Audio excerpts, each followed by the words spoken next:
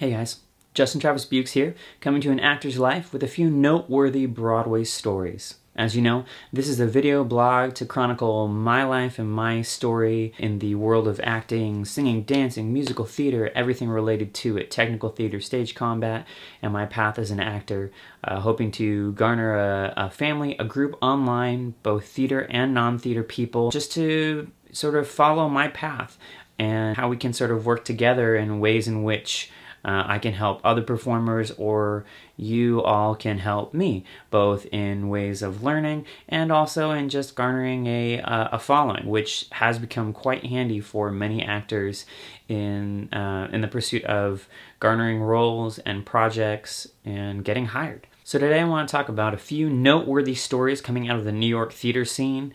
Just a few things that I found in my research over the past few days that kind of sparked my interest about current things happening now, and a couple things happening in the future that I'm really excited about, and hopefully you guys will be excited too, especially if you're in the New York area, because you're going to definitely want to check these out. First, a big story coming out of New York and the theater scene surrounding the revival production of Orphans, a play written by Lyle Kessler. Now, for anyone who hadn't heard about the show, it just started rehearsals and it was going to star Alec Baldwin, Shia LaBeouf, and Tom Sturridge. However, that is not the cast audiences will see when the show starts previews on March 19th. For any of my theater friends who may remember this, back in 2008, Jeremy Piven left the cast of David Mamet's Speed the Plow, and there was this huge debacle media-wise surrounding it because of how, or the reasons why, mainly the reason, why he left the show and people's criticism of that. He left due to health reasons and possible mercury poisoning with fish that he had had. And it wasn't necessarily handled in the best way. Comments were made in a joking fashion about it, and they weren't taken in the joking context. And so this sort of media back and forth left us wondering if that truly was the reason why he was leaving, or if there was something else going on. Fast forward to the present, and this situation just a little bit different. It was cited that Shia was leaving the cast due to creative differences. The interesting thing about it is the way in which Shia approached leaving the show. Now, instead of us hearing rumors and then getting a press release from the producing group about his leaving and who might be replacing, he took the initiative to post on Twitter a multitude of different conversations he had via email with the creative team, including fellow cast members and even the fight director, almost kind of trying to sort of put it out there himself first to avoid any sort of backlash that might come or any rumors that might start once the announcement was made that he was leaving the show. What I really like about the way that Shia handled the situation was not necessarily his approach to throwing everything out there on social media right away, but the class in which he did so. And I definitely suggest, if you want, checking his Twitter out and seeing how it all got laid out. Again, I really sort of liked the way in which he did it. It wasn't a viewpoint of, I'm going to bash people before they bash me. Really, it seemed to be wanting to get the situation out there and make people understand before we start going off on all different tangents and making assumptions.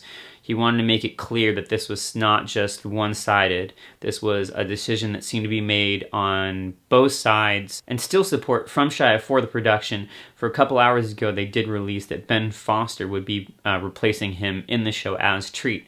And Shia's tweet, all in caps, says, "Ben Foster is a beast. He will kill it." At least at this point, looks like it was handled in quite a decent fashion, even with all of it really coming from just one side, and that being the side of him leaving the show. Annie, that age-old musical of bald men, little girls, and dogs that hopefully behave on stage when they should.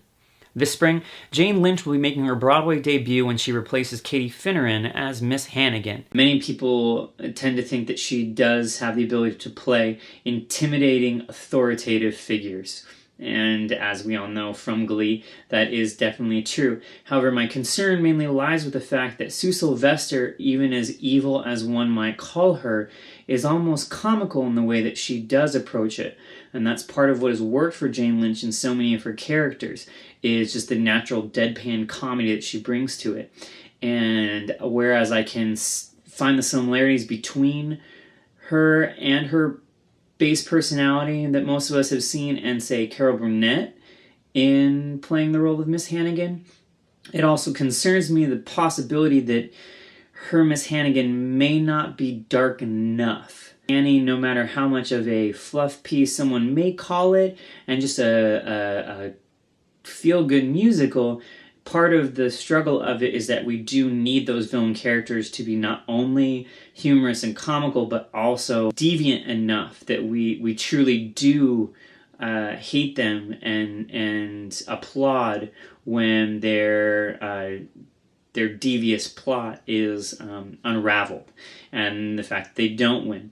Now that we're used to, sadly, a lot of dark evil in people, I think a piece like this, you really need a darker side to come out through Miss Hannigan and Rooster and Lily in order for the juxtaposition of the good of Grace and Daddy Warbucks to really come through, and for this piece to hit audiences the way it was intended to, and the way I think that it actually did when it first originally opened years ago. Interesting for me looking at the new casting, and I look forward to seeing how the audiences take to her and what sort of reviews we see coming out of that production once she joins later in the spring. A couple new and upcoming things for the fall of 2013 that I wanted to talk about. Julie Taymor is coming back with a new project. She's back to direct theater for a new audience's fall production of A Midsummer Night's Dream. With that show, you have all the fairies and the players, and I hope that Bottom, when he turns into the ass, it'll be very interesting to see how she approaches that, especially with her puppeteer background. Another thing I read about, and I'm extremely excited when looking forward to the fall 2013 season on Broadway, is the teaming up of Sir Ian McKellen and Patrick Stewart. The two shows that they'll be performing in rep are Harold Pinter's No Man's Land and Samuel Beckett's Waiting for Godot. I'm looking forward to seeing the two of these men bring both of these shows to the New York theater scene, seeing what effect it has on the American theater goers, if it changes the way in which we approach working on plays in New York and across the country, if we start seeing more repertory work. These two men are to be revered, and perhaps maybe we all might have preconceived notions when we walk in, and we're going to expect to see Magneto and Professor X going at it, or Gandalf and Picard. I mean, that would be an even cooler mix, I think, if they were to do so. But nonetheless, these two masters of their craft working together on stage, something that I definitely hope to catch coming in the fall 2013. So that's going to bring this episode of An Actor's Life to an end. Before I go, I want to pose a question to all my actor friends and non-actor friends alike. And that question is, what do you think about the way Shia left the production of Orphans in New York? Do you think he was right in not only leaving, but putting out his feelings and the feelings of his cast members and artistic staff onto Twitter in such a public forum? Or do you feel that maybe this was a little bit ill-timed, that he could have waited a little bit longer and maybe kind of stepped on some toes in order to possibly save face for himself? Leave your responses down in the comment section down below. If you haven't already, please like, subscribe, spread the word to your friends, and if there's anything you guys want to talk about here revolving around acting, new shows coming out, here in the US, across in London and Canada, anywhere across the world, do let me know, and perhaps we can get some of those into next week's show. Thanks again, guys, and I'll see you on the flip side.